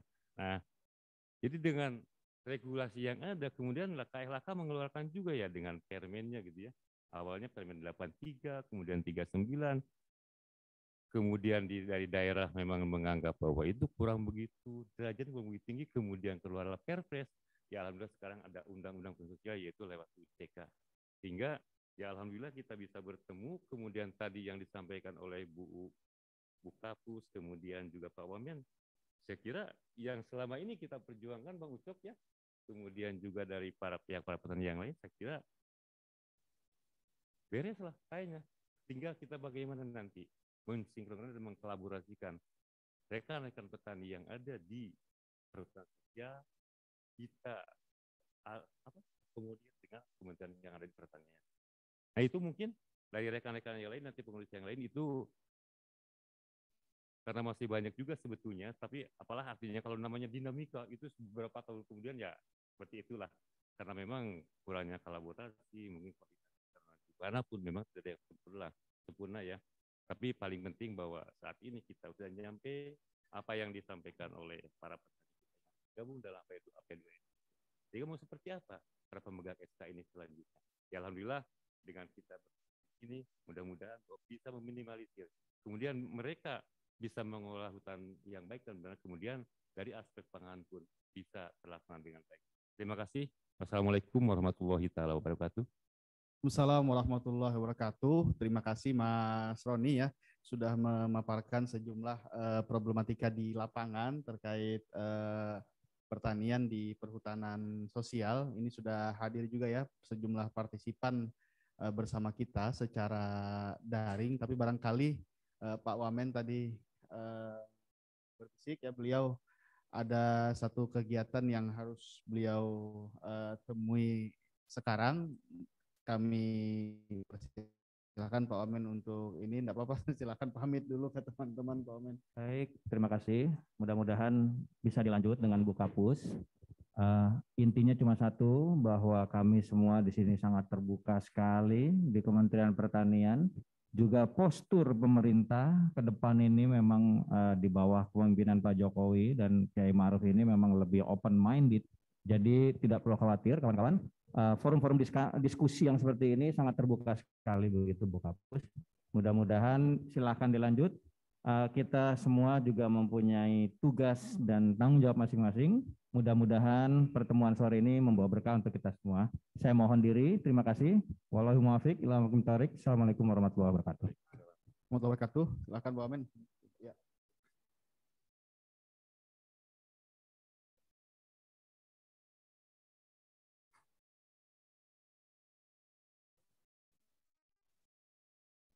Masuk sesi santai ya.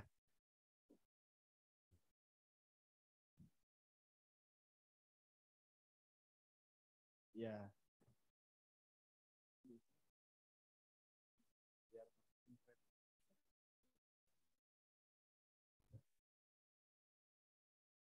Baik, ini saya lanjut.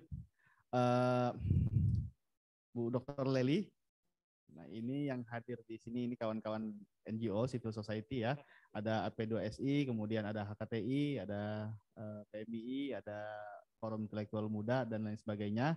Nah, tadi Bu Kapus juga sudah memaparkan sejumlah program, kegiatan dan giat lah yang dilaksanakan oleh Kementerian Pertanian. Kita juga ingin dengar ini Bu Kapus, kira-kira adakah sejumlah masukan, kemudian arahan, bukan arahan ya, saran ya, saran dari teman-teman untuk kita ini di kementerian biar langkah ke depan semakin lempeng dan sinergi. Silahkan saya buka sesi diskusi, boleh yang di rumah ya, yang sambil online, boleh juga yang di studio. Barangkali ada yang mau kasih. Kak Rina mungkin ada ini. Silahkan Kak Rina. Boleh. Masih ngabisin pisang. Silahkan kawan-kawan yang di studio, di depan di meja masing-masing ada buah, ini produk pertanian. Ya, ada pisang. Ada yang angkat tangan juga oh ya, kami persilahkan secara virtual Mas LPHD WAQ Pondok apa itu? Nah, silahkan. Ya, monggo Mas. Si admin silahkan mengizinkan. Kan yang angkat tangan kami persilahkan. Monggo, di unmute dulu.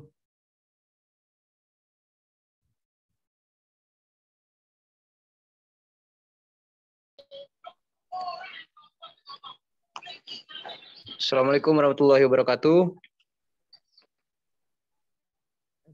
Waalaikumsalam warahmatullahi wabarakatuh. Ini Pak, kami ini dari Lembaga Pengelola Hutan Desa Wak Pondok Sayur di Kabupaten Banda Meriah, Provinsi Aceh.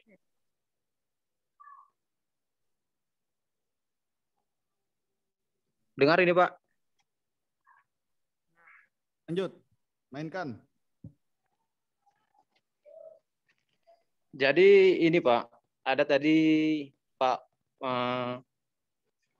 Wakil Menteri mengatakan ada beberapa permasalahan, yaitu yang pertama adalah keterbatasan lahan,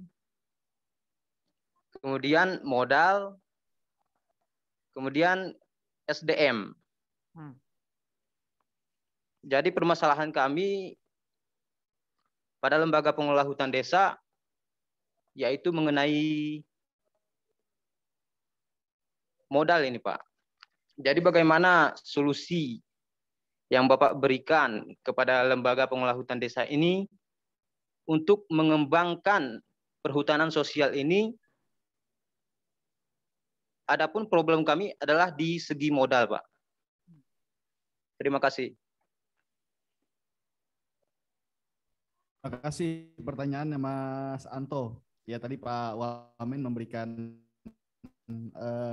memaparkan sejumlah problematika pertanian kita ya. Pertama soal lahan, kedua modal, ketiga SDM. Sebetulnya satu lagi market. Ya jadi pasar dari setiap produk kita ini juga jadi permasalahan yang sampai hari ini menjadi PR kita lah untuk diurai. Nah ini yang dipertanyakan adalah soal bagaimana kita bisa sebagai petani. Tapi sebelum itu barangkali saya ingin kasih kesempatan pertanyaan kedua dulu deh. Nah, mudah-mudahan ini bisa dipersingkat diskusinya. Silahkan yang tadi, yang kedua, ada yang mau bertanya secara online atau secara offline? Lukman Pak, Lukman. Mas Lukman, silahkan Mas Lukman. Silahkan. Terima kasih. Assalamualaikum warahmatullahi wabarakatuh. Ya Pak, perkenalkan nama saya Lukman Hakim dari Banyuwangi Pak. Ini tadi menarik sekali Menteri Pertanian juga membuka acara ini. Yang ingin kami sampaikan Pak, di Banyuwangi itu kita mendapat SK Perhutanan Sosial mulai 2019. Tapi sampai saat ini dinas-dinas pertanian itu masih belum bisa didekatin gitu Pak. Artinya masih takut-takut seperti itu. Bagaimana kita bisa mendekatkan diri sama dinas-dinas pertanian di kabupaten ketika teman-teman yang di daerah menjauhkan diri dari perhutanan sosial itu sendiri. Terus kemudian kita berharap dalam acara diskusi ini dinas-dinas pertanian itu terjun ke lapangan melihat fakta langsung seperti itu, karena di lapangan itu banyak sekali adu domba antar pemerintah yang ada kepentingan sendiri gitu Pak, tidak mementingkan petani itu bagaimana bisa bisa maju seperti itu.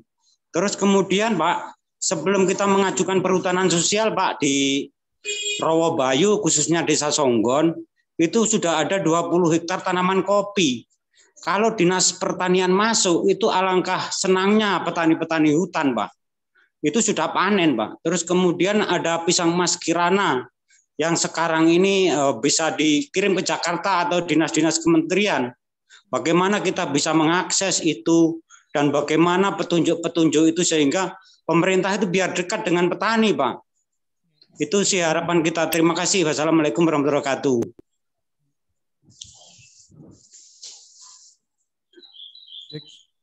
Waalaikumsalam warahmatullahi wabarakatuh. Terima kasih Mas Lukman. Ini pertanyaannya ada problemnya ada pada sisi koordinasi Bu Kapus ya. Bagaimana ini kita bisa mendekatkan diri, biasanya orang mendekatkan diri kepada Allah. Ini problemnya adalah karena mendekatkan diri kepada Allah gampang kan? Ini masalahnya adalah bagaimana bisa mendekatkan diri kepada dinas pertanian setempat. Ya, hablumminallah jalan, habluminnasnya lemas. Nah, mudah-mudahan.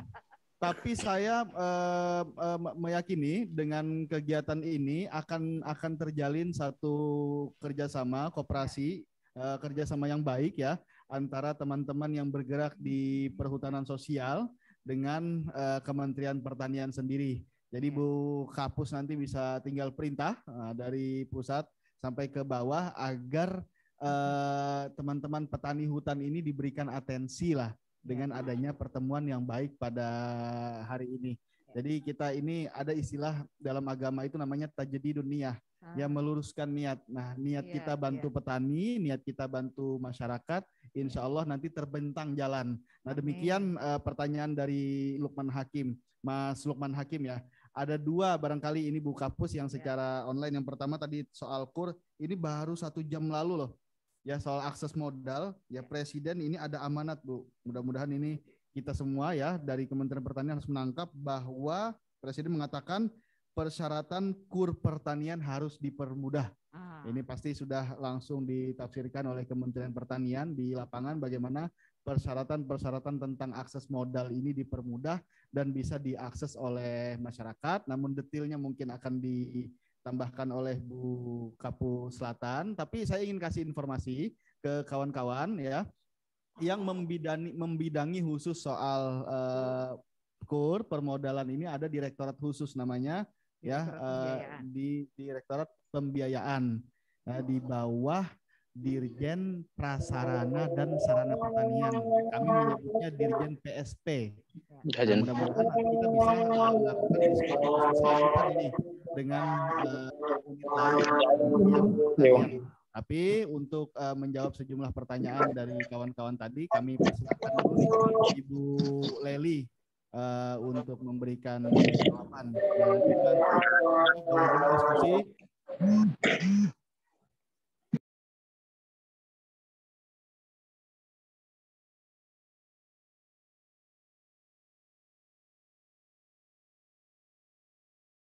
Itu ya, iya.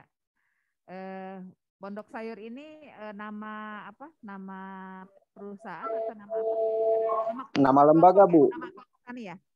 Oh, lembaga. Perhutanan Sosial, Lembaga Pengelola Hutan Desa, Bu. Terus ya, hutanan desa ya. Baik. Ada di kecamatan mana, Pak? Ini? Kecamatan Bukit ini, Bu. Kecamatan Bukit, Kabupaten tadi di Aceh ya? Benar Meriah, Provinsi Aceh. Di Benar Meriah apa di mana tadi? Ya, di Aceh. Baik, jadi terkait dengan KUR, kami memang terus mendorong ya agar semua yang terjun di bidang pertanian ini memanfaatkan KUR semaksimal mungkin. Nah, oleh karena itu kami sarankan tadi Mas Anto ya, Ya, Bu. Ya, mungkin bisa bergabung ke dalam acara pelatihan-pelatihan kita. Ya, ini kita sedang melaksanakan pelatihan bagi wirausahawan pertanian. Di sana juga ada pelatihan yang terkait dengan KUR ya, materinya. Nanti untuk Aceh itu masuk wilayah mana? Jambi ya? Jambi. Silakan nanti bergabung, nanti masuk ke LMS di sana Mas Dani, nanti dikonekkan. Nanti boleh Mas Anto kita hubungi ya. Iya, Bu. Mungkin disampaikan nomor HP-nya berapa? 0822 0822 97 97 69 69 17 17 39. 39 ya? Ya, Bu. Ya. Baik. Jadi nanti akan dihubungi Mas Anto oleh Mas Dani. Ya, Bu. Kemudian nanti kita ikutkan di acara pelatihan kewirausahaan. Bersedia? Nah, karena saya lihat ini masih milenial nih. Jadi kita masukkan ke dalam peserta pelatihan kewirausahaan petani milenial. Nanti ikuti prosedurnya. Akan diarahkan oleh Mas Dani ya. Mas Dani Ya, Bu. bisa jadi resonansi dari duta petani milenial kita yang ada di mana? Di Jambi. Benar Meriah. Benar Meriah. Ya, nanti yang Aceh. Nanti kita arahkan. Yang penting tadi ada usahanya apa di sana bidangnya sekarang? Sayur. Usaha sekarang kita di bidang pariwisata, Bu. Oh, pariwisata. Sayurnya? Pondok sayurnya? Sayur di bidang palawija itu kita kentang itu, Bu. Oh, kentang. Bukan palawija, kentang itu masuknya sayur. Oh ya. Ya. Oke. Nanti ya kalau memang nanti terkait permodalan untuk pertanian, silahkan mengikuti supaya nanti tertarik juga menjadi petani milenial. Nah, karena sudah ada usahanya di kentang, kita coba nanti bantu daftarkan, ikuti pelatihannya. Kalau tidak bisa hadir, bisa secara online. Kemudian nanti di sana akan dibimbing juga bagaimana bisa mengakses KUR dan juga nanti teknik-tekniknya bagaimana membuat proposalnya, kemudian supaya bisa di-approve mendapatkan KUR, ya. Jadi begitu ya, Mas Anto, nanti dibantu oleh Mas Dani, tim kami, supaya bisa segera bergabung dengan UPT kita yang ada di situ. Begitu ya? Ya, Bu. Terima kasih, Bu. Ya, sama-sama Mas Anto. Kemudian yang kedua tadi dari Pak Lukman ya, Pak Lukman Hakim. Bapak tadi posisi di Desa Bayu, Kecamatan Songgon, Bu, yang viral Desa Penari itu loh, Bu. Desa Penari. Mana penarinya? Baik, Bapak di sana sudah bergabung ke dalam kelompok tani belum?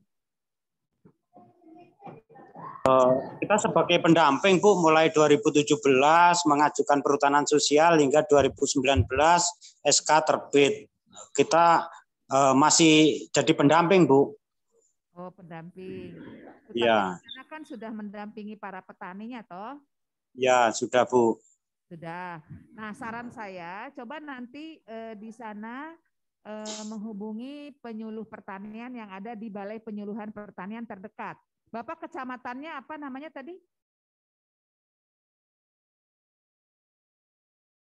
Di unmute dulu, Pak. Suaranya di unmute dulu, Pak. Kecamatan Songgon. Songgon, ya. Kabupaten Banyuwangi, Bu. Banyuwangi. Di Banyuwangi itu keren-keren loh, Pak. Saya tuh iya, Bu. Iya, Banyuwangi. makanya kopinya teman-teman itu bagus-bagus, Bu. Sayuran, pisang itu bagus-bagus. Kalau kementerian tidak turun kan eman. Ya sudah, Pak Lukman bilang, Ya. Sampaikan Pak Lukman kontak yang namanya Pak Pongki. Pak Pongki itu dia KJF penyuluh di Dinas Pertanian Banyuwangi. Nah, sampaikan kata Bu Leli, dulu Bu Leli itu Kapusluh, sekarang jadi Kapus Pelatihan, supaya bantu juga untuk di wilayah Bapak apa tadi nama kecamatannya gitu ya. Nih, ini nomornya Pak Pongki ya. Catat. Iya. Bilang aja disuruh Bu Leli yang menghubungi agar dibantu untuk apa tadi? Catat AP2S, Bu. Itu ke kepala dinasnya itu keren itu, karena Pak Bupati juga keren itu. Betul, Bu. Ada keluhan seperti ini, ya kan? Dari pertama itu kita sudah connect, Bu, karena arahan dari KLHK kita harus koordinasi dengan pertanian. Setelah kita mendekat, dia nggak dekat-dekat gitu loh, Bu. Oh, mungkin cara pendekatannya. Oke, Pak Pongki, nomornya nih. Catat, Mas. Ya. Langsung Pongki, eksekusi, Mas. 0811 0811 354 161. 161. Terima kasih, Bu. Oke. Monggo itu di Banyuwangi. Jadi nanti sampaikan aja Pak Pongki, aku kasih nomornya mohon dibantu apa saja karena nanti arahnya adalah bagaimana Kostra Tani yang ada di sana membantu. Karena Banyuwangi itu Kostra-Taninya itu dulu binaan saya waktu di Pusat Penyuluhan Pertanian sebagai Balai Penyuluhan Pertanian model Kostra Tani. Jadi nanti Pak Pongkinya dapat izin kalau ada supply. Itu ya Pak Lukman. Siap, Bu. Oke, suwun. Oke, sami-sami, Bu. Ya, makasih Mas Anto, Mas Lukman. Ini langsung teknis ya. Ini untungnya kalau kita diskusi sama pimpinan eselon 2 ya. Bu Leli, jadi langsung dikasih arahan teknis, langkahnya apa, lalu apa yang harus ditindaklanjuti, di follow up langsung. Ini bagus sekali, mantap sekali Bu Leli. Kita doakan segera promosi eselon 1 nih beliau nih. Amin. Amin. Nggak ada yang rekam nggak? Makasih. Yang di studio ada yang mau kasih ini? Boleh, Mas siapa namanya? Mas Ridwan, silahkan. Nah, singkat aja ya. Selamat siang semuanya. Assalamualaikum warahmatullahi wabarakatuh.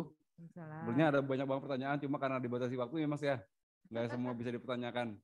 Jadi kalau dari saya pribadi sih, ini sebenarnya kalau tentang hutan dan juga pertanian, saya menggarisbawahi tadi yang dibilang oleh Pak Roni, kalau di KLKH itu ada kritis lahan, kalau di pertanian ada krisis lahan. Itu saya garis bawahi kenceng banget. Karena apa? Berarti sebenarnya kuncinya di collaboration tadi ya Pak ya. Nah, saya pribadi Bu, ini kalau jujur saya sendiri dari HMI juga, pemerhati lingkungan, dan juga ya ibaratnya masih di bawahnya Pak Roni juga. Kita pernah sering ketemu. Yang pertama, teman-teman agro yang di lapangan, teman-teman partner saya gitu loh, partner bisnis, karena saya ada beberapa bidang. Ada yang memberitahu saya beberapa pemilik lahan, seperti Pak Kadek itu dia punya lahan yang kosong, bisa dikerjasamakan di Bali, Tulang Bawang, Bandar Lampung. Dia bersedia untuk kerjasamakan, lahan pribadi, bukan perhutani sosial Pak. Ada Bu Siska yang di Jawa Tengah, ada yang nawarin lagi di Sulawesi, dia bersedia, asal ada investor, asal ada yang mau kerjasama, lahan saya pakai aja Pak, biar saya bisa untung gitu, nganggur. Itu yang pertama Bu. Yang kedua, ada beberapa petani-petani yang investor yang siap dana tapi nggak tahu mau nanam apa. Ini saya temuin seperti ada yang di Jawa Tengah yang mungkin nanti saya akan bertemu Pak Roni setelah meeting dari sini. Itu dia bersedia ngeluarin 500 sampai 1 M. Tapi dia nggak tahu dia mau nanam asal nanti setelah hasil panennya sudah ada off takernya. Itu yang penting karena nggak mau nanam terus baru dijual lagi nggak mau. Jadi tanam dan itu sudah ada off takernya gitu loh. Terus yang ketiga, ada beberapa perusahaan nih yang kebingungan mencari lahan untuk dikerjasamakan. Sedangkan ada beberapa kita sebut aja oknum yang memperjualbelikan dan juga ibaratnya mengsewakan lahan-lahan yang perusahaan sosial ya. Itu di lapangan juga ada. Nah itu kan laporan juga saya dapat dari teman-teman memang pelakunya gitu loh. Nah perasaan saya, maksud saya yang tadi Ibu sampaikan banyak banget programnya nih. Nah pertama program itu bisa saya akses kami atau teman-teman di lapangan itu bisa diakses lewat apa gitu loh. Nanti pertama ya diakses dengan apa. Terus yang kedua tadi kan ada pembicaraan KUR ya Bu ya. Mungkin belum merata ya pembicaraan KUR. Petani mungkin kurang tahu caranya bagaimana gitu. Apakah kan dia di lapangan. Nah menurut saya ini kan kita punya waktu 3 tahun lagi sampai misalkan presiden ganti. Berarti ada program yang harus kita bangun nih. Nah sedangkan di daerah tuh informasi yang di sini mungkin di pusat oke lah informasi semua terjamah. Yang di daerah tuh kekurangan banget informasi Bu untuk menjamah itu. Contohnya ada temen pemain Lombok itu pemain mete. Dia tuh menjemur sendiri, nggak punya alat untuk apa ya? Ngering ya. Ya, Mas Ridwan kalau ada pembeli mete yang lebih dari harga bayar saya India, boleh dong. Ini bayarnya agak susah gini-gini. Dia nyari bayar sendiri keluar. Mete dia ngeringin sendiri dan itu dia perlu alatnya gitu loh Bu. Yeah. Nah itu nggak mudah seperti itu. Kurang lebihnya seperti itu loh. Nah di lainnya banyak lagi tuh. Karena saya sering komunikasi sama teman-teman di lapangan ya. Maksudnya keluhan-keluhan. Maksudnya ya memang saya suka di situ gitu loh. Di area itu termasuk area saya.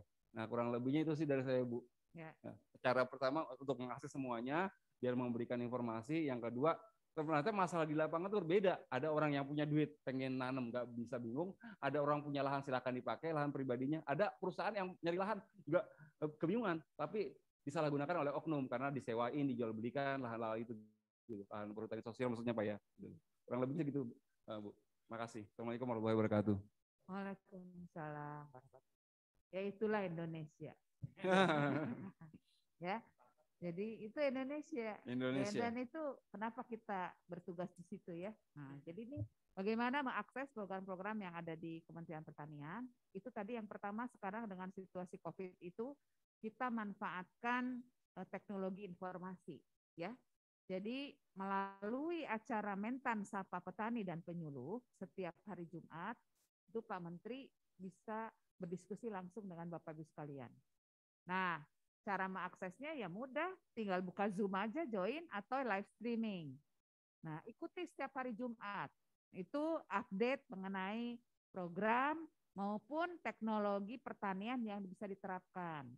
Kemudian bagaimana tadi permasalahannya dari mulai yang nggak punya lahan, yang punya duit tapi nggak tahu mau invest apa dan sebagainya.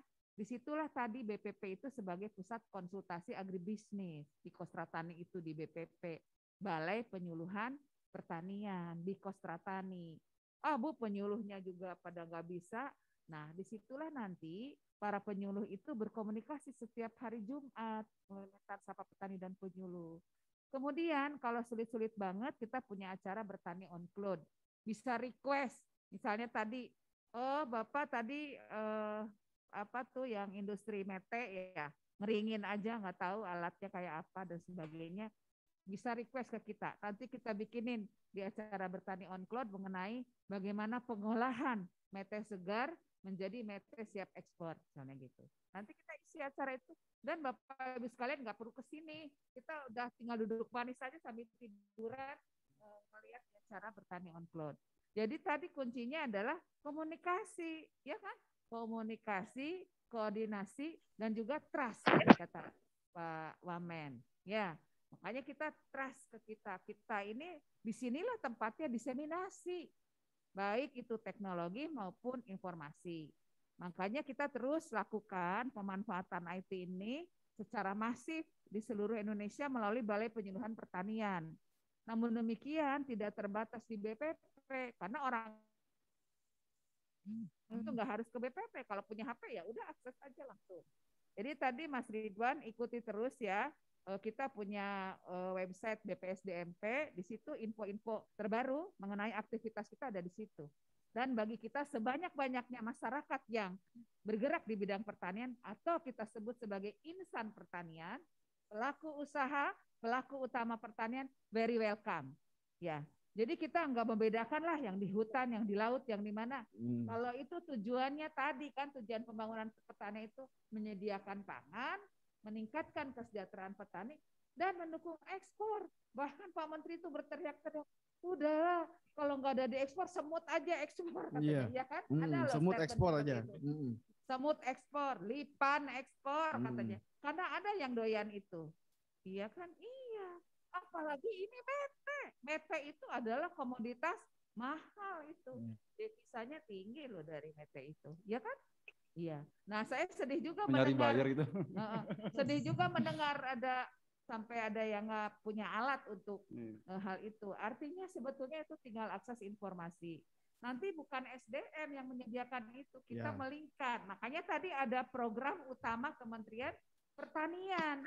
Kita mendukung itu dari sisi pendidikan, penyuluhan, dan juga pelatihan. Nanti kita linkkan dengan Dirjen Perkebunan. Di Dirjen Perkebunan ada direktorat teknisnya yang nanganin, ada tanaman tahunan, ada tanaman semusim, dan juga sebagainya. Nah, tadi kalau PT maksudnya ke dalam tanaman apa? Nah, itu nanti di sana ada programnya, Pak. Bahkan mungkin bantuan-bantuan pun akan disesuaikan di masing-masing wilayah. Oleh karena itu tadi ada koordinasi di tingkat kecamatan di BPP dulu. Ya. Nah, ini nanti dari situ dinasnya berarti ke perkebunan kalau mete kan gitu. Kemudian nanti apa yang dibutuhkan di sana bersama-sama boleh misalnya udah Bu ribet itu mah Ibu aja deh yang ngadain di Bertani Ongko, judulnya itu siap. Ya, Mas Dani ya. Tuh Mas Dani tukang bikin acaranya. Nanti yang dibutuhkan terkait info-info itu kita create di dalam acara-acara virtual. Dan itu kalau nggak sempet, Ibu kan hari Selasa dan Kamis, saya bisanya Rabu, ya setel aja rekamannya. Gitu, ya kan? Jadi sekarang itu borderless, ya kan? Anytime, anywhere, ya apalagi any, ya kan? Karena sekarang sudah eranya IT. Jadi nggak perlu lagi datang harus ke dinas provinsi. Wah, kudu naik pesawat lagi sih, nggak bisa lagi sekarang mah. Datang aja ke BPP. Kalau misalnya enggak juga, ya langsung hubungi kita di BPSDMP. Gitu ya. Jadi Bu, kita penting banget ini terkait startup yang di agro juga. Kemarin saya ngobrol sama salah satu pengembang developer untuk startup yang di agro ya. Dia swasta. Dia menggabungkan antara petani, buyer, terus tengkulak semua digabungi jadi satu. Cuma memang ini sistem ya. Dia tidak ada untuk akar ke bawah. Nah, Bu Felis itu coba ngobrol sama saya banyak banget perihal detail-detailnya. Tapi di sana tetap orang menjual, tetap bantu ekspor, bantu yang lain. Tetap ada kesusahan di sana. Nah, terkait dari itu kan startup yang swasta ya. Nah, itu saya kurang tahu apakah sudah bekerja sama pihak dari Kementerian Pertanian ya atau gimana, atau menanggapi startup yang ada di Indonesia. Karena jumlahnya nggak sedikit startup nih yang coba membangun untuk Indonesia. Dia yang bangun sendiri gitu loh, karena swasta gitu dianya. Apa ada kerjasama atau memang dilihat potensi? Karena di Play Store sudah ada dan ramai yang posting. Cuma belum tentu semuanya petani. Kadang dia middleman atau broker gitu, hanya orang kedua gitu loh, beberapa. Kurang lebih seperti itu, dengan izin startup. Baik, startup ini kan berkembang ya. Milenial ini senang tuh main di startup. Jadi kadang-kadang petani milenial dia ada yang nggak terjun langsung di sisi budidaya. Dia lebih dari sisi hilirisasinya bisa, atau dari sisi pemasarannya. Makanya tadi bisa aja dia yang mengumpulkan dari petani-petani itu untuk mengembangkan jejaring pemasarannya. Bisa juga, itu bebas aja kalau swasta mah. Kita dari Kementerian Pertanian tidak membatasi berkembangnya itu. Ada kementerian lain yang bertugas untuk itu ya, memantau apakah startup itu nipu apa enggak, kan gitulah kasarnya, kan gitu. Kita enggak sampai situ. Yang kita bina adalah bagaimana nih para petani, baik itu petani milenial, kolonial, ataupun petani-petani yang memang betul-betul mengembangkan komoditas pertanian mulai dari hulunya. Sebenarnya Kementan itu dari sisi off-farm, iya enggak? Dari sisi off-farm-nya. Jadi lebih banyak bagaimana kita mendorong agar produktivitas. Sehingga produksinya meningkat. Untuk meningkatkan produksi itu kan sebenarnya produksi itu perkalian antara luasan dengan produktivitas atau hasil per luasan per hektar. Nah, yang kita tingkatkan kalau luasan kan cuma segitu-gitunya. Kalau petani cuma punya 1 hektar, gimana nih produksinya supaya meningkat? Berarti produktivitasnya yang kita naikkan. Bagaimana cara meningkatkan produktivitas? Ada beberapa cara. Menggunakan teknologi yang lebih baik. Varietas, pupuk, ya kan? Kemudian juga cara-cara pengolahan yang lebih efektif dan efisien. Sehingga menurunkan tapi nanti misalnya tadinya padi yang produktivitasnya cuma 5 ton per hektar, karena tadi ada introduksi teknologi, pupuk, varietas yang baik, naik jadi 7 ton. Berarti kan pendapatannya naik. Sebenarnya di situ sebenarnya tapi tadi kan nggak cukup untuk meningkatkan pendapatan petani. Sekarang sudah berubah paradigmanya, harus bisnis oriented, sehingga petani itu dikawal, membentuk menjadi kelembagaan ekonomi petani. Bisa koperasi, ya kan? Bisa juga lembaga-lembaga lainnya, supaya petani ini berjamaah, nggak sendiri-sendiri. Ya kan? Ada yang sekarang sudah setengah hektar. Kalau tidak bisa berjamaah, bisa nanti dia beli alat tadi. Kalau misalnya petani tadi kita ya, dia sebenarnya cuma punya 1 pohon, pohon. Ya, tapi ternyata di situ hamparan mete. Biasanya kan di Sulawesi, Lombok, NTT, NTT gitu ya. Nah, kalau bersama-sama, dia kan nanti kita arahkan membentuk lembaga ekonomi petani. Di situ nanti yang melalui kelompok taninya, bisa dari Dijen Perkebunan, bisa juga dari PSP, tergantung tupoksi mereka. PSP berlangsung ke alat sarana. Nanti kalau dari Dijen Teknis itu bisa untuk hilirisasinya, untuk pementasan, fermentasi dan sebagainya. Dari situlah. Jadi semua kita lakukan dalam rangka meningkatkan produktivitas. Nah, hilirisasinya nanti meningkatkan daya tambah. Nah, kerjasama tuh tadi dengan off-taker, ya kan? Off-takernya disediain dari Kementerian Pertanian. Off-takernya ada dari. Off-taker itu kan tergantung tadi bagaimana membangun kemitraan. Oh ya, berarti dari Kementerian sendiri. Sebenarnya di situ adalah peran penyuluh. Terus kita latih nih. Kita menguasai bagaimana bekerjasama dengan off-taker, dengan investor. Kemudian bagaimana bisa memanfaatkan KUR supaya meningkatkan permodalan di dalam kelompoknya. Nah, tadi yang kelompok-kelompok tadi dari perhutanan sosial, ayo bergabung, ya kan? Bersatu kita bisa. Kalau sendiri-sendiri ya udahlah bercerai-berai. Nah, makanya nggak usah membawa bendera sendiri-sendiri. Bertani mah bertani ya. Siap. Ya. Betul. Oke, gitu aja. Makasih. Iya, siap.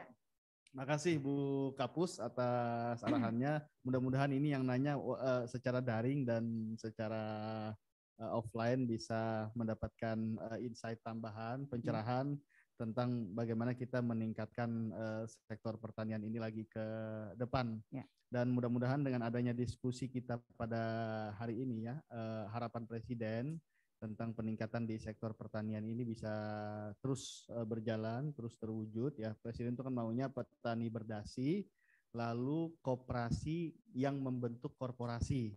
Nah, itu yang disebut dengan istilah korporasi pertanian itu. Nah, mudah-mudahan dengan forum-forum yang baik semacam ini, teman-teman yang hadir di kegiatan ini bisa mendapatkan informasi dan pencerahan tambahan. Kita sudah masuk jam 16, jam 4 sore. Pada diskusi pada hari ini barangkali Bu Kapus kita cukupkan sampai di sini, tapi kami dari sisi government, dari sisi kementerian sama seperti yang disampaikan Pak Wamen, pintu terbuka ya kan untuk kita berdiskusi dan sharing-sharing semacam inilah. Dan Bu Kapus tadi ya sudah menunjukkan keberpihakan, afirmasi langsung ya, langsung eksekusi. Kira-kira mana yang langsung bisa diatasi problemnya. Tadi ada dari Mas Anto, kemudian Mas Lukman. Jadi teman-teman AP2SI kalau ada masalah di lapangan silahkan di-report lagi. Demikian ya teman-teman, terima kasih. Teman-teman yang hadir secara online juga terima kasih sudah berhadir pada diskusi yang kita gelar pada hari ini. Kami undur diri ya. Kami ucapkan wallahul muwaffiq ila aqwamit thoriq. Thank you. I'm sorry, bye-bye. Assalamualaikum warahmatullahi wabarakatuh. Waalaikumsalam. Waalaikumsalam warahmatullahi wabarakatuh. Nggak usah ditutup MC lagi ya, cukup aja ya, langsung ya. Makasih. Nah, mohon izin Bu Kapus, mungkin ada kawan-kawan ya diskusi informal lah sambil ini sebentar ya kan di kalian berkenan boleh, kamu foto boleh ya bersama. Makasih. Ya.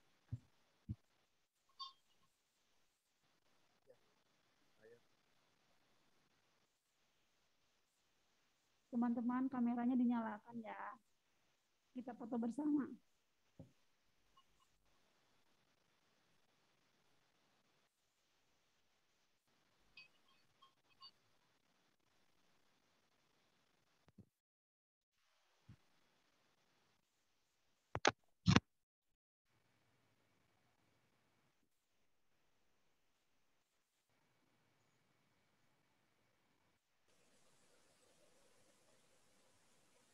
Emir.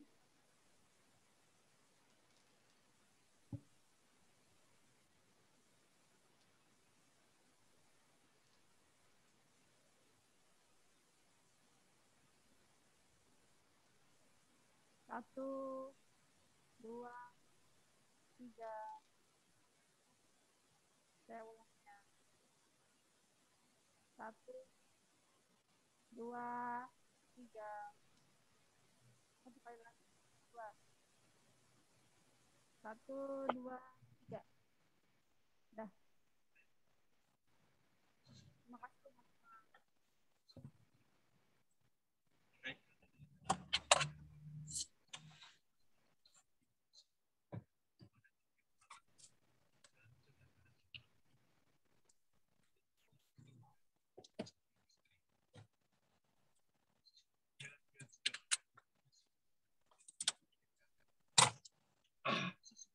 Mangkat.